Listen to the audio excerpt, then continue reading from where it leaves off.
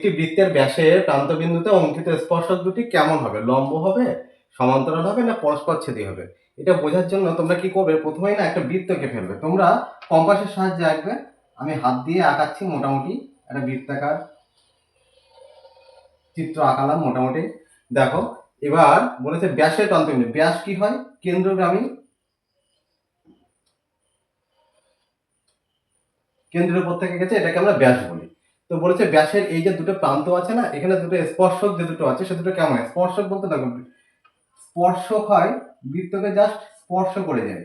তো ব্যাসের প্রান্তবিন্দুতে যে স্পর্শক দুদিকে হয় সেটা কিন্তু দেখতে খানিকটা এরকম হবে। আর একটা কথা মনে রাখবে, এই স্পর্শক ব্যাসের সাথে কিন্তু লম্ব হবে থাকে, অর্থাৎ এটা 90 ডিগ্রিতে থাকে। তাহলে এদিকেও ব্যাসের সাথে স্পর্শক নিশ্চয়ই 90 ডিগ্রিতে থাকবে। তাহলে তোমরা বুঝতেই পারছো ছবি দেখে যে স্পর্শক দুটি কিন্তু সমান্তরাল হবে। তাহলে কোনটা রাইট অ্যান্সার হবে? বি নাম্বারটা কিন্তু রাইট অ্যান্সার হবে।